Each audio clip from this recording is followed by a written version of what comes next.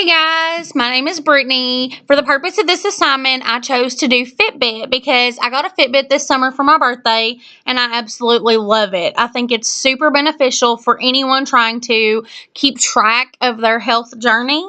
So today we're going to discuss it on a PC, like a regular laptop.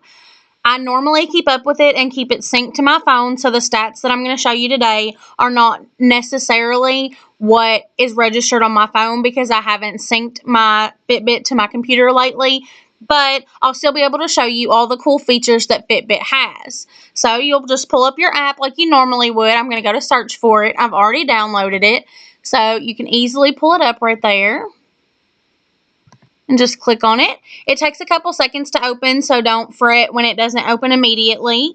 But I ask you to take this time to look at your Fitbit, tap on the screen so you can decide how you want your daily exercise to scroll through. Mine is set up to show my steps first, my heart rate, and then the distance that I've walked that day, the calories that I've burned, and then finally the stairs that I've climbed that day.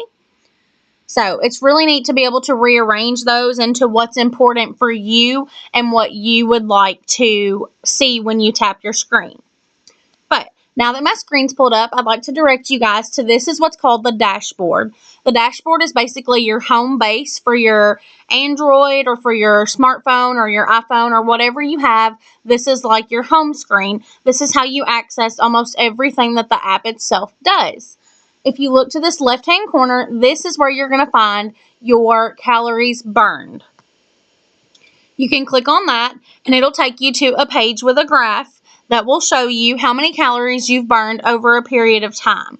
The bar graph itself only shows you this week, but this column over here on the side is going to show you prior weeks and what you've done. Like I said, mine looks all the same because I haven't had it synced to my Fitbit in a while, but you get the picture of what it actually does and how far it keeps up with everything. You can add activity down here.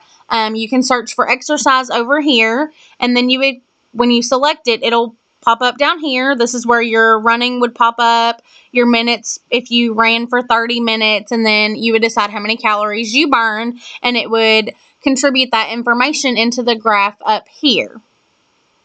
It's very, very simple to use. You can search almost anything. It keeps up with it for you, so you can look at past workouts. If you commonly do a 20-minute ab circuit, you can put that in here, and you can keep that information so that next time you want to log that, all you have to do is type in that ab circuit, and it's going to register that for you. We're going to go back to our dashboard over here at this left-hand side and take a look at the badges and the unranked section, what I call unranked. You can look down here and get badges, things that maybe you walked 100,000 steps last month. It's going to give you like a little badge or a little trophy icon for that. Right here is where you connect to your friends. So if your friends, your coworkers, your family members have a Fitbit, you can connect to them right here to see what they're doing.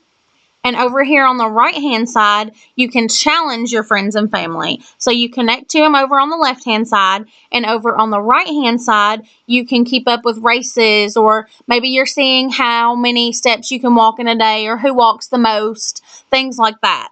Maybe you can even put up some leverage. If your coworker walks 5,000 more steps than you that day, you have to buy his lunch the next day. Things that keep it interesting and keep you motivated to keep moving. Right here, you're going to look at how many calories you've taken in. This is going to say how many I take in, the green, and then right here is how many that I have burned today. So as you can see, I registered that I've taken in a little over 1,000, but I've technically still burned way more than that, coming in at around 1,500. You can keep up with this just like it does the rest of the things it tracks, like your activity and your exercise routines and even your water intake. It'll be on that right-hand corner almost always in a column just like this. This bar graph is to show you in a more visual way exactly how this is affecting your body. So you have a little key up here that says in the zone. So in the zone, you're on track to eating the right amount of calories for how much exercise you get in a day.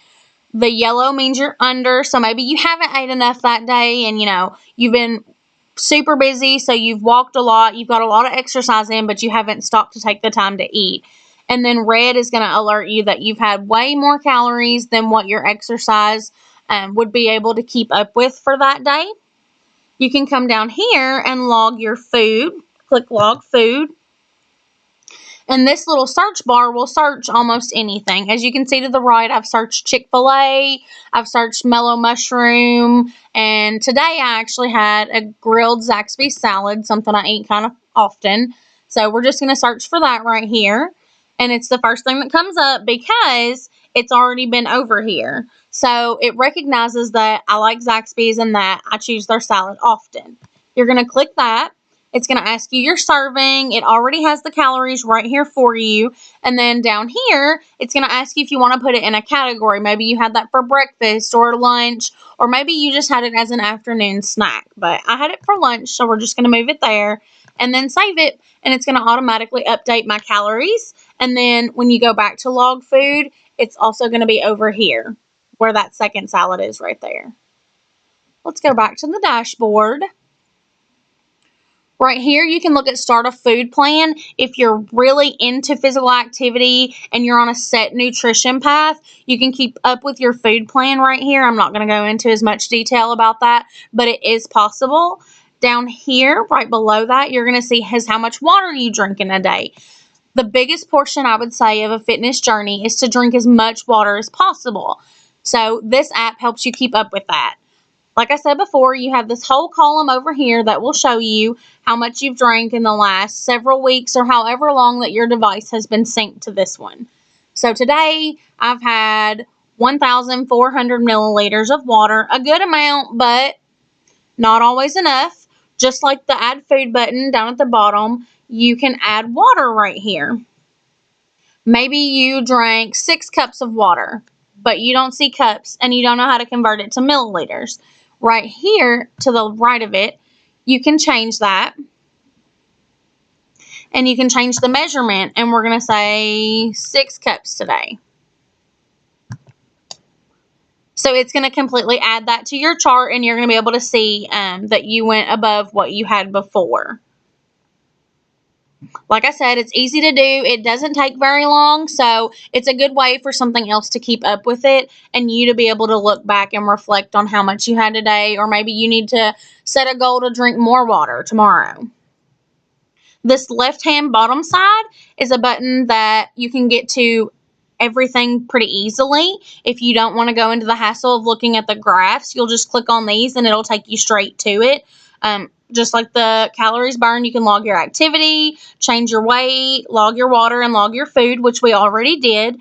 And then these two are grayed out because these are things that you keep up with on your Fitbit itself or on your mobile app.